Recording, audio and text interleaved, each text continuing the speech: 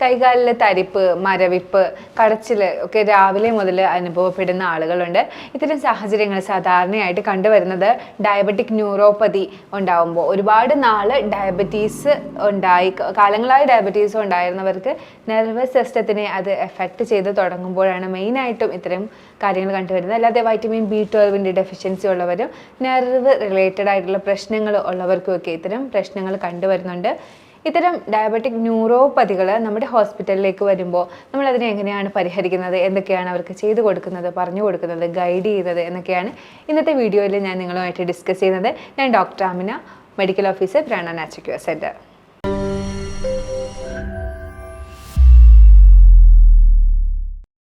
Diabetic neuropathy എല്ലാവർക്കും കേട്ട് പരിചയമുള്ളതാണ്.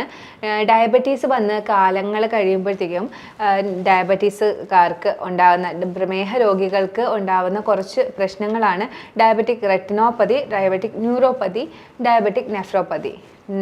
Retinopathy എന്ന് പറഞ്ഞാൽ കണ്ണിലേക്കുള്ള രക്തയോട്ടം കുറഞ്ഞ് കണ്ണിന് കേടുപാടുകൾ വരിക, കണ്ണിൻ്റെ കാഴ്ച മങ്ങുക, തിമിരം പെട്ടെന്ന് വരിക, അത്തരം കണ്ണിന് പെട്ടെന്ന് കേടുപാടുകൾ വരിക. അതുപോലെ തന്നെ നെർവ്, നാഡീവ്യൂഹങ്ങൾ പെട്ടെന്ന് ക്ഷയിച്ച് നശിച്ചു പോവുക. അതുപോലെ തന്നെ കിഡ്നി, അതിനെ നെഫ്രോപ്പതി എന്ന് പറയും, കിഡ്നിക്ക് ഡാമേജ് ഉണ്ടാകുക. കൂടുതലായിട്ടും ആളുകൾ പറഞ്ഞു വരുന്നത് ഇത് മരുന്ന് കഴിച്ചാണ് ഡയബറ്റീസുകാർക്ക് ഇങ്ങനെ ഡാമേജ് വരുന്നത്. ഒരിക്കലുമല്ല. ഞാൻ മുമ്പൊരു വീഡിയോയിലും ഇതിനെക്കുറിച്ച് ഡിസ്കസ് ചെയ്തിട്ടുണ്ട്. കൃത്യമായി മരുന്ന് കഴിക്കുകയാണെങ്കിൽ നിങ്ങൾക്ക് ഈ പ്രശ്നങ്ങൾ വരണമെന്നില്ല. പക്ഷേ നിങ്ങൾ കൃത്യമായി മരുന്ന് കഴിച്ചുകൊണ്ട് ഇത്തരം ഷുഗർ കൺട്രോൾ ചെയ്യുന്ന കാര്യങ്ങൾ ചെയ്യുന്നില്ല, ഷുഗർ അനിയന്ത്രിതമായി പോയിക്കൊണ്ടിരിക്കുകയാണ്, ഞാൻ മരുന്ന് കഴിക്കുന്നുണ്ടല്ലോ എന്ന് വിചാരിച്ച് മധുരമിട്ട ചായ കുടിക്കുക, ബിസ്ക്കറ്റ്, ജങ്ക് ഫുഡ്, അരി ആഹാരം, അതും റിഫൈൻഡ് ആയിട്ടുള്ള അരി ആഹാരമൊക്കെ ഒരുപാട് കഴിക്കുക, ഞാൻ മരുന്ന് കഴിക്കുന്നുണ്ടല്ലോ എന്ന പേരിൽ ഇങ്ങനെ പ്രാക്ടീസ് ചെയ്യുന്നവർക്കാണ് ഇത്തരം പ്രശ്നങ്ങൾ വരുന്നത്. അങ്ങനെ ചെയ്യുന്നവരാണ് നമ്മുടെ ചുറ്റും കൂടുതലായി ഉള്ളതും. അപ്പോൾ മരുന്ന് കഴിക്കുന്നവരും ഡയബറ്റീസിന് വേണ്ടി ഷുഗർ കൺട്രോൾ ചെയ്യേണ്ടതുണ്ട് എന്നാണ് ഞാൻ ചുരുക്കത്തിൽ പറഞ്ഞത്. മരുന്ന് കഴിക്കുന്ന സാഹചര്യത്തിലും നമ്മൾ ഇത്തരം ഫുഡ് ഹാബിറ്റ്സ് ഒന്നും കൺട്രോൾ ചെയ്യാതെ ഷുഗർ കണ്ടൻറ്റ് കൂടുതലുള്ള, ഗ്ലൂക്കോസ് കൂടുതലുള്ള ഭക്ഷണങ്ങൾ കഴിച്ചുകൊണ്ടിരിക്കുമ്പോൾ നമ്മുടെ നെർവായാലും നമ്മുടെ കണ്ണുകൾക്കായാലും അതുപോലെ കിഡ്നിയിലേക്കുള്ള ബ്ലഡ് സപ്ലൈക്കായാലും സംഭവിക്കുന്നത് കൂടുതലായി ഷുഗർ ഹൈക്ക് ഉള്ള സമയങ്ങൾ ശരീരത്തിൽ 1-2 സമയങ്ങൾ എപ്പോഴും ഉണ്ടായിക്കൊണ്ടിരിക്കും, 1, 2, 3. കാര്യം മരുന്നിൻ്റെ ആ ഒരു എഫക്റ്റ് കഴിഞ്ഞതിന് ശേഷം ഷുഗർ ശരീരത്തിൽ കൂടി നിൽക്കും, കൺട്രോൾ ചെയ്യുന്നില്ലല്ലോ. ആ ഒരു സാഹചര്യത്തിൽ നാഡീവ്യൂഹങ്ങൾക്കും രക്തക്കുഴലുകൾക്കും ക്ഷയം സംഭവിച്ചാണ് ഇത്തരം റെറ്റിനോപ്പതി, നെഫ്രോപ്പതി, ന്യൂറോപ്പതി ആയിട്ട് മാറുന്നത്. ഇങ്ങനെ നെർവ് ഡാമേജ് ഉണ്ടാവാനായിട്ടുള്ള കാരണങ്ങളിൽ വരുന്നതാണ് നെർവിന് എന്തെങ്കിലും കംപ്രഷനോ അല്ലെങ്കിൽ നെർവ് ഡാമേജോ ഉണ്ടാകുന്ന അവസരങ്ങൾ, ആൽക്കഹോളിസം അബ്യൂസിലേക്ക് പോകുന്ന രീതിയിൽ, അല്ലെങ്കിൽ അഡിക്റ്റായ ആൽക്കഹോളിസം ഒക്കെ ഉള്ളവരിൽ, പിന്നെ ഡിസ്ക് ഹെർണിയേറ്റഡ് ആയി ബൾജായി വന്ന് നെർവിനെ കംപ്രസ് ചെയ്യുന്ന അവസരങ്ങളിൽ, മൾട്ടിപ്പിൾ സ്ക്ലീറോസിസ് പോലെയുള്ള നെർവ് റിലേറ്റഡ് പ്രോബ്ലംസ് കേസസ് ഉള്ളവരിൽ, സയാറ്റിക്ക, പെരിഫറൽ ആർട്ടറി ഡിസീസ്, ഇത്തരം നെർവ് റിലേറ്റഡും വെയിൻ റിലേറ്റഡും ആയിട്ടുള്ള കണ്ടീഷൻസ്, അസുഖങ്ങൾ, സാഹചര്യങ്ങളിലൂടെ കടന്നു പോകുന്നവരിലൊക്കെ നമുക്ക് ഇത്തരം തരിപ്പും കഴപ്പും ഒക്കെ അനുഭവപ്പെടാറുണ്ട്. കൈകാലിലുണ്ടാകുന്ന തരിപ്പ് അസഹനീയമായി മാറിക്കഴിയുമ്പോൾ, എന്തായാലും അസഹനീയമായി നിൽക്കുന്നത് വരെ നിങ്ങൾ കാത്തു നിൽക്കണമെന്നല്ല, പക്ഷെ നിങ്ങൾക്ക് അസഹനീയമായിട്ടുള്ള വേദനയാണ്, ഇരിക്കാനും നിൽക്കാനും പറ്റാത്ത രീതിയിലുള്ള വേദനയാണ് എന്നുണ്ടെങ്കിൽ ഉറപ്പായിട്ടും ഒരു ഡോക്ടറെ കണ്ട് അതിന് വേണ്ടിയുള്ള സ്കാനും ടെസ്റ്റുകളും എടുത്ത് എന്താണ് കൃത്യമായി സംഭവിച്ചിരിക്കുന്നത് എന്ന് വിലയിരുത്തേണ്ടതുണ്ട്. ഇത്തരം സാഹചര്യങ്ങളിൽ തലകറക്കം, നമുക്ക് സംസാരിക്കുന്നത് മനസ്സിലാവാതെ വരുന്നു, സംസാരിക്കാൻ പറ്റാതെ വരുന്നു, കൺഫ്യൂഷൻ ഉണ്ടാകുന്നു, മറവി ഉണ്ടാകുന്നു, ബാലൻസ് തെറ്റുന്നു, ഇതുകൂടി ഉണ്ടെങ്കിൽ നിങ്ങൾ ഉറപ്പായിട്ടും വിദഗ്ധമായിട്ടുള്ള ഡോക്ടറിനെ എത്രയും പെട്ടെന്ന് കണ്ട് ഏത് സ്കാൻ, MRIയോ CTയോ ഒക്കെ എടുത്ത് ഏത് നെർവിനാണ് പ്രശ്നമുള്ളത്, ഇത് നിസ്സാരമാണോ അല്ലയോ എന്ന് വിലയിരുത്തേണ്ടതുണ്ട്. ഇത്തരം അവസരങ്ങൾ നിസ്സാരമായി വിട്ടു പോവുകയാണ് എങ്കിൽ ക്രമേണ അത് സ്ട്രോക്ക് വരാനും അതുപോലെ തന്നെ ഇസ്കീമിക് ഹാർട്ട് അറ്റാക്ക് എന്ന് പറയും, നമുക്ക് ബ്ലഡ് സപ്ലൈ കുറഞ്ഞ് ഹാർട്ടിൻ്റെ പ്രവർത്തനം നിൽക്കാനും അതുപോലെ സീഷേഴ്സ് വരാനും വിറച്ചുകൊണ്ടുള്ള ജന്നി പോലെയുള്ള അവസരങ്ങൾ വരാനും ഒക്കെ കാരണമായി പോകും. ഓട്ടോണോമിക് നെർവസ് സിസ്റ്റത്തിനെ ഇത്തരം ന്യൂറോപ്പതികൾ അഫക്റ്റ് ചെയ്യാറുണ്ട്. അതായത് നമ്മുടെ വിസറൽ ഓർഗൻസിനെ അഫക്റ്റ് ചെയ്യുന്ന ഓർഗൻസിനെ ആയിരിക്കും അഫക്റ്റ് ചെയ്യുന്നത്, ഉള്ളിലുള്ള അവയവങ്ങളെ. അങ്ങനെ വരുമ്പോൾ ഹാർട്ടിൻ്റെ പ്രവർത്തനങ്ങൾ കുറയുക, ഡൈജഷൻ സംബന്ധിച്ചുള്ള പ്രശ്നങ്ങളുണ്ടായി, കോൺസ്റ്റിപ്പേഷൻ ഉണ്ടാകുക, പെൽവിക് ഏരിയയിൽ യൂറിനറി ഇൻകോണ്ടിനൻസ് മൂത്രം പിടിച്ച് നിർത്താൻ പറ്റാതെ വരിക, അതുപോലെ തന്നെ സെക്ഷുവലായിട്ടുള്ള കാര്യങ്ങളിൽ ഏർപ്പെടുമ്പോഴത്തേക്കും അതിന് താല്പര്യമുണ്ടാവാതിരിക്കുക അല്ലെങ്കിൽ ബുദ്ധിമുട്ട് അനുഭവപ്പെടുക, ഭക്ഷണം കഴിക്കുമ്പോൾ അത് ഇറക്കാൻ കഴിയാതെ വരിക. ഇത്തരം ബുദ്ധിമുട്ടുകളൊക്കെ നേരിടുന്നത് ഓട്ടോണോമിക് ഇൻവോൾവ്മെൻറ്റ് ഉണ്ടാകുമ്പോഴാണ്. അതുപോലെ പെരിഫറൽ ന്യൂറോപ്പതി ആണെങ്കിൽ കൈകാലിന് തരിപ്പ് അനുഭവപ്പെടുക, ബെഡ്ഷീറ്റ് തട്ടുമ്പോൾ പോലും ഒരു ബുദ്ധിമുട്ട് അനുഭവപ്പെടുന്ന രീതിയിൽ എക്സ്ട്രിമിറ്റീസ് കാലിനും കയ്യിലും ഒക്കെ തരിപ്പും വേദനയും ഒക്കെ അനുഭവപ്പെടുന്ന അവസരങ്ങൾ ഉണ്ടാകുക, ഫൂട്ടിൻ്റെ ഷേപ്പ് ഫ്ലാറ്റായിട്ട് മാറുക, അൾസറും ഇൻഫെക്ഷനും ഒക്കെ അടിക്കടി വന്നുകൊണ്ടിരിക്കുക. ഇത്തരം സാഹചര്യങ്ങളിൽ പെരിഫറൽ ന്യൂറോപ്പതി ആയിരിക്കും. അതുപോലെ തന്നെ ചില അവസരങ്ങളിൽ പ്രോക്സിമൽ ന്യൂറോപ്പതി ആയിരിക്കും, ഹിപ്പ് റീജിയനിൽ അതുപോലെ തന്നെ ബട്ടക്സ് റീജിയനിലൊക്കെ തരിപ്പ് അനുഭവപ്പെടുന്ന അവസ്ഥ. മോണോ ന്യൂറോപ്പതി ആണെങ്കിൽ ഒരു നെർവേ ഇൻവോൾവ് ആയിട്ടുണ്ടാകുള്ളൂ. അത്തരം ഒരു നെർവ് ആകുമ്പോൾ ചിലപ്പോൾ ഫേസിലേക്ക് എപ്പോഴും തരിപ്പ് തോന്നുക, താടിയുടെ ഭാഗത്ത് തരിപ്പ് തോന്നുക, കയ്യിൽ മാത്രം തരിപ്പ് തോന്നുക, ഡയജസ്റ്റീവ് സിസ്റ്റം മാത്രം നന്നായി വർക്ക് ചെയ്യാതിരിക്കുക, അങ്ങനെ ഒരു നെർവ് മാത്രം ഇൻവോൾവ് ആയിട്ടുള്ള ന്യൂറോപ്പതിയും ഉണ്ടാകാറുണ്ട്. ഇത്തരം ന്യൂറോപ്പതികൾ നിങ്ങൾക്ക് തിരിച്ചറിയാൻ വേണ്ടി MRI സ്കാനും CT സ്കാനും ഒക്കെയാണ് ഡോക്ടേഴ്സ് സജസ്റ്റ് ചെയ്യുന്നത്. നമ്മുടെ ഡയബറ്റിക് ന്യൂറോപ്പതി ആയാലും വൈറ്റമിൻ്റെ ഡെഫിഷ്യൻസി ആയാലും പരിഹരിക്കാനായിട്ട് വൈറ്റമിൻ B12 ഡെഫിഷ്യൻസി ആണെങ്കിൽ നമുക്ക് എപ്പോഴും വൈറ്റമിൻ B12 അടങ്ങിയിട്ടുള്ള ഭക്ഷണങ്ങളായിട്ടുള്ള, ഇപ്പോൾ നോൺ വെജിറ്റേറിയൻ സോഴ്സ് ആണെങ്കിൽ ഒരുപാടുണ്ട്. വെജിറ്റേറിയൻസ് ആണ് എങ്കിൽ അവർക്ക് പാലുൽപ്പന്നങ്ങളും എടുക്കാം. വീഗൻസ് ആണെങ്കിൽ vitamin B12 സപ്ലിമെൻറ്റും vitamin B12 fortified ആയിട്ടുള്ള ഫുഡും ആയിരിക്കണം കഴിക്കേണ്ടത്.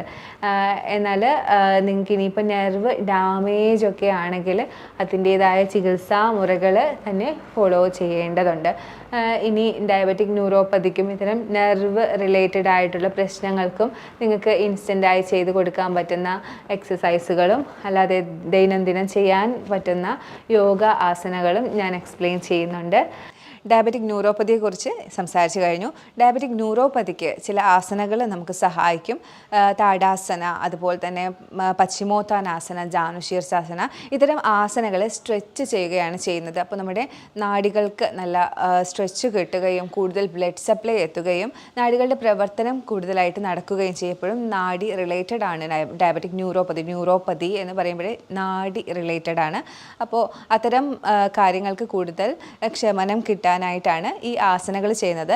ആദ്യമായി ഞാൻ ചെയ്യാൻ പോകുന്നത് താടാസനയും താടാസന വാക്കിങ്ങുമാണ്. താടാസന ചെയ്യാനായി ആദ്യം സ്റ്റഡിയായി നിൽക്കുക, കാലുകൾ അടുപ്പിച്ച് വെച്ച് നിൽക്കുക. അതിനുശേഷം പതുക്കെ ശ്വാസം എടുത്തുകൊണ്ട് കൈകൾ സൈഡിൽ നിന്ന് തോള് വരെ ഉയർത്തുക. അതിനുശേഷം ശ്വാസം വിട്ടുകൊണ്ട് കൈകൾ മുകളിലേക്ക് ഉയർത്തുക. ശ്വാസം എടുത്തുകൊണ്ട് കൈകൾ യോജിപ്പിക്കുക. ഇങ്ങനെ ക്ലാസ്പ് ചെയ്തതിന് ശേഷം കൈകൾ മുകളിലേക്ക് സ്ട്രെച്ച് ചെയ്യുക. അതിനുശേഷം പതുക്കെ നിങ്ങളുടെ ടോയിലേക്ക് നിൽക്കുക, ശ്വാസം എടുത്തുകൊണ്ട്.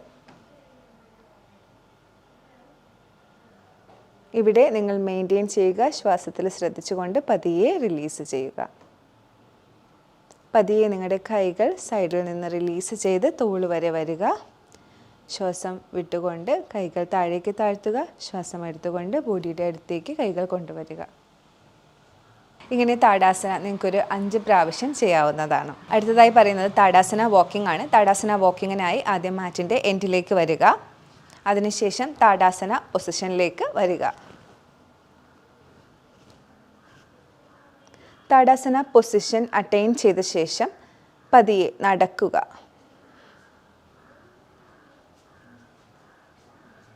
ഇങ്ങനെ നടക്കുന്നതിലൂടെ നിങ്ങളുടെ മസിലുകളും കാലിലെയും കൈയിലെയും മസിലുകളും നെർവുകളും ബ്ലഡ് വെസലുകളും സ്ട്രെച്ച് ആവുകയും കൂടുതലായി ബ്ലഡ് സപ്ലൈ ലഭിക്കുകയും ചെയ്യും.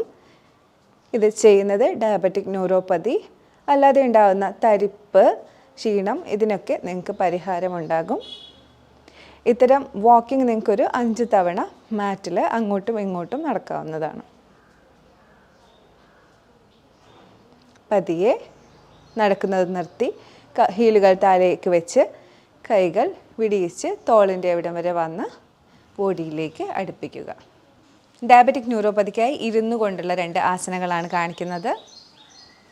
എപ്പോഴും ഇരുത്തത്തിലേക്ക് നിന്നുകൊണ്ട് വരുമ്പോൾ കൈകൾ മുന്നിലേക്ക് എടുത്ത് പതിയെ കാൽമുട്ടുകൾ മടക്കി തറയിലേക്ക് വജ്രാസനയിലിരിക്കുക. അതിനുശേഷം പതിയെ കാലുകൾ മുന്നിലേക്ക് നിവർത്തി വയ്ക്കുക. ഇതിനെ സിറ്റിംഗ് സ്ഥിതി എന്നാണ് പറയുന്നത്. സിറ്റിംഗ് സ്ഥിതിയിലിരിക്കുക. അതിനുശേഷം പതിയെ ശ്വാസം ഉള്ളിലേക്ക് എടുത്തുകൊണ്ട് കൈകൾ മുകളിലേക്ക് ഉയർത്തുക. ലോവർ ബാക്കിൽ നിന്ന് വേണം നിങ്ങൾ ബെൻഡ് ചെയ്യാനായിട്ട്. അതിനുശേഷം ശ്വാസം പുറത്തേക്ക് വിട്ടുകൊണ്ട് മുന്നിലേക്ക് ആയുക. കൈകൾ നിങ്ങളുടെ കാലിൽ നിങ്ങൾക്ക് ടച്ച് ചെയ്യാൻ കഴിയുന്ന ഭാഗത്ത് ടച്ച് ചെയ്യുക. മാക്സിമം ഫ്രണ്ടിലേക്ക് ആഞ്ഞു വരിക. നെറ്റി മുട്ടിൽ മുട്ടിക്കാൻ ശ്രമിക്കുക. ഈ സമയത്ത് നിങ്ങളുടെ കാൽപാദം സ്ട്രെച്ച് ചെയ്ത് തന്നെ ഇരിക്കണം. ഇപ്പോൾ നിങ്ങൾക്ക് കാലിലൊരു സ്ട്രെച്ച് ഫീൽ ചെയ്യും. ഈ സ്ട്രെച്ചാണ് നമുക്ക് തരിപ്പിന് സഹായിക്കുന്നത്. സാധാരണ ആളുകളിൽ ചിലപ്പോൾ ഇത്ര മാത്രമേ വരികയുള്ളൂ, അല്ലെങ്കിൽ കുറച്ചുകൂടി വരും. പശ്ചിമോത്താനാസനം ചെയ്ത് ശീലമുള്ളവർക്ക് മാത്രമേ മുട്ടിക്കാൻ കഴിയുകയുള്ളൂ. അതൊരു പ്രശ്നമല്ല. നിങ്ങൾക്ക് എത്ര വരാൻ കഴിയുന്നോ അത്ര വന്നാൽ മതിയാകും. ആ പൊസിഷൻ അറ്റൈൻ ചെയ്ത ശേഷം അവിടെ നിങ്ങൾ മെയിൻറ്റെയിൻ ചെയ്യുക. 1 2 3 4 5. അതിനുശേഷം പതിയെ ശ്വാസം വിട്ടുകൊണ്ട് മുകളിലേക്ക് വരിക. ഒരു ചെറിയ ബാക്ക് സ്ട്രെച്ച് കൊടുത്തുകൊണ്ട് റിലാക്സ് ചെയ്യുക. ഇങ്ങനെ പശ്ചിമോത്താനാസന നിങ്ങൾക്ക് ഒരു 3-4 തവണ ചെയ്യാൻ കഴിയും. പശ്ചിമോത്താനാസന ചെയ്യുന്നതിലൂടെ നിങ്ങൾക്ക് ബാക്ക് സ്ട്രെച്ച് കിട്ടുകയും ബാക്ക് മസിൽസ് സ്ട്രെങ്തൻ ആവുകയും ചെയ്യും. അടുത്തതായി ചെയ്യുന്നത് ജാനു ശീർഷാസനയാണ്. പശ്ചിമോത്താനാസന പോലെ തന്നെ കാലിന് സ്ട്രെച്ച് കൊടുക്കുന്ന ഒരു ആസനയാണ്. ഇതിനായിട്ട് നിങ്ങൾ ഒരു കാൽമുട്ട് മടക്കി മറ്റ് തൈ റൂട്ടിലേക്ക്, തുടയുടെ റൂട്ടിലേക്ക് വെക്കുക. അതിനുശേഷം പതിയെ ശ്വാസം ഉള്ളിലേക്ക് എടുത്തുകൊണ്ട് ബാക്ക് സ്ട്രെച്ച് ചെയ്യുക. ബാക്കിൽ നിന്നും സ്ട്രെച്ച് ചെയ്യുക. അതിനുശേഷം ശ്വാസം വിട്ടുകൊണ്ട് താഴേക്ക് വരിക. എവിടെയാണോ നിങ്ങൾക്ക് കൈകൊണ്ട് ടച്ച് ചെയ്യാൻ ഫീറ്റിൽ കഴിയുന്നത് അവിടെ ടച്ച് ചെയ്യുക. നെറ്റി മുട്ടിൽ മുട്ടിക്കാനായി ശ്രമിക്കുക. ഇതും പശ്ചിമോത്താനാസന പോലെ തന്നെ എല്ലാവർക്കും മുട്ടിക്കാൻ കഴിയണമെന്നില്ല. ചിലർക്ക് ഇത്ര വരും, ചിലർക്ക് ഇത്ര വരും. എവിടെയാണോ നിങ്ങൾക്ക് അറ്റൈൻ ചെയ്യാൻ കഴിയുന്നത് അവിടെ നിർത്തുക. അതിനുശേഷം മെയിൻറ്റെയിൻ ചെയ്യുക. 1 2 3 4 5. പതിയെ ശ്വാസം എടുത്തുകൊണ്ട് മുന്നിലേക്ക് വന്ന് ബാക്ക് സ്ട്രെച്ച് ചെയ്ത് ശ്വാസം വിട്ടുകൊണ്ട് റിലാക്സ് ചെയ്യുക. ഇത് നിങ്ങളുടെ ഓപ്പോസിറ്റ് ലെഗിലും നിങ്ങൾക്ക് ചെയ്യാം. ഇത് നിങ്ങൾക്ക് ഒരു 3 തവണയോ 4 തവണയോ ചെയ്യാം. ഇങ്ങനെ ചെയ്യുന്നതിലൂടെ നിങ്ങൾക്ക് എപ്പോഴും നിങ്ങളുടെ കാല് സ്ട്രെച്ച്, കാലിലെ മസിൽസ് സ്ട്രെച്ച് ആവുകയും കൂടുതലായി നെർവിന് സ്റ്റിമുലേഷൻ ലഭിക്കുകയും ചെയ്യും. ഇത്തരം സ്റ്റിമുലേഷൻസ് നാഡീവ്യൂഹങ്ങളെ ആക്റ്റീവാക്കി വയ്ക്കാനും ന്യൂറോപ്പതിയിലെ ശമനം കിട്ടാനും സഹായിക്കും. ഇത്തരം ന്യൂറോപ്പതി അനുഭവിക്കുന്നവർക്ക് എപ്പോഴും രാത്രികാലങ്ങളിൽ ഉറങ്ങാൻ വളരെ ബുദ്ധിമുട്ടുണ്ടാവും. അതിനായിട്ടൊരു ഇൻസ്റ്റൻറ്റ് സ്ട്രെച്ചിങ് നിങ്ങൾക്ക് ചെയ്യാം. രാത്രി ഉറങ്ങുന്നതിന് മുമ്പ് ആദ്യം നിങ്ങളുടെ കൈകൾ ശ്വാസം എടുത്തുകൊണ്ട് മുകളിലേക്ക് ഉയർത്തിയതിന് ശേഷം സ്ട്രെച്ച് ചെയ്യുക. അതിനുശേഷം കാല് സ്ട്രെച്ച് ചെയ്യുക. എന്നിട്ട് നിങ്ങളുടെ ശരീരം മൊത്തം, മുഖം ഉൾപ്പെടെ സ്ട്രെച്ച് ചെയ്യുക. ഇങ്ങനെ സ്ട്രെച്ച് ചെയ്ത് പിടിച്ചതിന് ശേഷം റിലാക്സ് ചെയ്യുക. ഇത്തരം സ്ട്രെച്ച് ഒരു 5-8 തവണ ചെയ്യുമ്പോൾ നിങ്ങളുടെ ബോഡി കംപ്ലീറ്റായി റിലാക്സ് ആവുകയും നിങ്ങളുടെ നാഡീവ്യൂഹങ്ങളും ബ്ലഡ് വെസൽസും കൂടുതലായി ഉത്തേജിക്കുകയും ചെയ്യും. ഇത്തരം സ്ട്രെച്ച് നിങ്ങൾക്ക് ഉറക്കം കിട്ടാനും, ഇത്തരം ആളുകൾക്ക് ഉറക്കം കിട്ടാൻ പാടാണ്, ഉറക്കം കിട്ടാനും വേദന കുറയാനും സഹായിക്കും. അപ്പോൾ ഇത്രയൊക്കെയാണ് ഡയബറ്റിക് ന്യൂറോപ്പതിയുടെ സ്ട്രെച്ചുകളെ കുറിച്ച് പറയാനുള്ളത്. ഇനി നിങ്ങൾക്ക് ചെയ്യാൻ കഴിയുന്നത് ഇതുപോലെ തന്നെ കാല് മുന്നിലേക്ക് സ്ട്രെച്ച് ചെയ്യുക, പുറകിലേക്ക് സ്ട്രെച്ച് ചെയ്യുക.